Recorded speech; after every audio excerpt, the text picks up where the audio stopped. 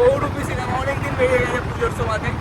মানুষের রূপ দেখে তো শেষ হচ্ছে না, মানে নানান মানুষের নানান রূপ। তো এখন যাচ্ছি যে বহুরূপী দেখতে ফাইনালি। তো চলো যাওয়া যাক, দেখা যাক কেমন সিনেমা, তার রিভিউ দেওয়া যাক। চলো। তো সবুজের মাঝে দিয়ে আমাদের রয়্যাল রাইড শুরু হয়ে গেছিল। আসলে দুই দিকে সবুজ থাকলে মাঝখান দিয়ে কিন্তু বাইক চালাতে ভালোই লাগে।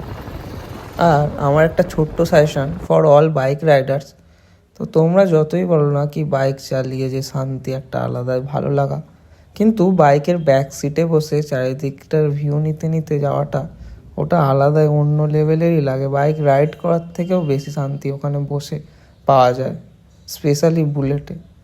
ঠিক গরম কড়াই থেকে তুলে খাওয়া কষা মাংসের মতো।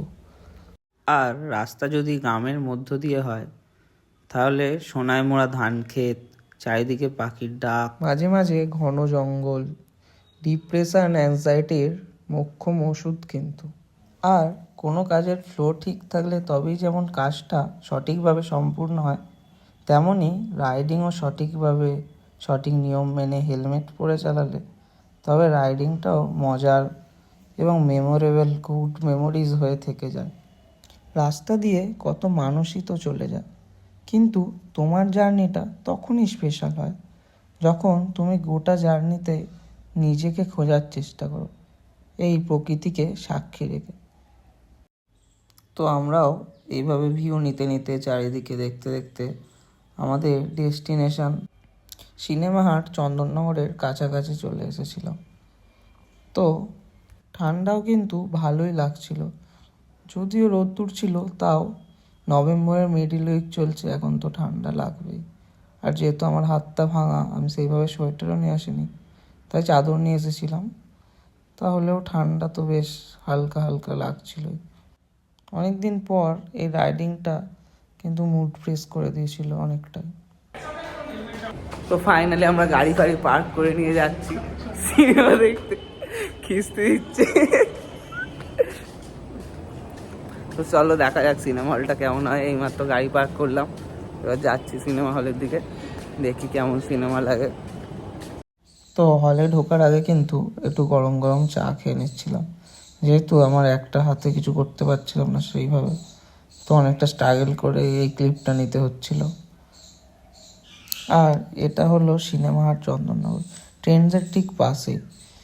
তো আস্তে করে আমরা ঢুকে গেছিলাম।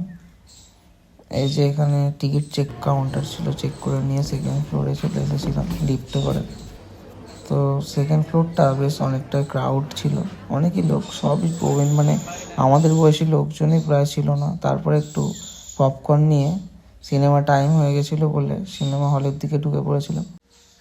তো ঢুকলাম, তারপরই ফ্রন্টে আমাদের রাইট সাইডেই বসার সিট ছিল, আর বিরিয়ানির অ্যাড ঢুকতেই তো তারপরে বসে পড়লাম। এই বরং বহুরূপী আমার জীবনের ব্যর্থতার কথা।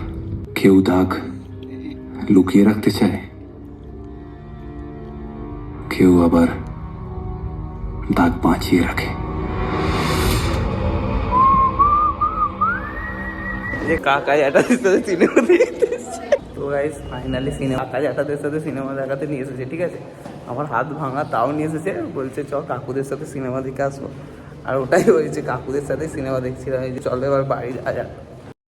তো হল থেকে বেরিয়ে স্ট্যান্ডের দিকে এলাম, আর এখানে তো অ্যাজ ইউজুয়াল প্রত্যেক দিনের মতো মেলা বসেই থাকে আর কি। সবসময় এলেই মনে হয় মেলা বসেছে, বাট সিনেমাটা কিন্তু ফ্যামিলি নিয়ে আসার মতোই সিনেমা, যথেষ্ট ভালো সিনেমা, অ্যাকচুয়ালি বহুরূপী শিল্পীদের ব্যাঙ ডাকাতি। তো আজকের মতো এখানেই টাটা। ভিডিওটা কেমন লাগলো অবশ্যই জানিও, লাইক শেয়ার অ্যান্ড সাবস্ক্রাইব করতে ভুলো না।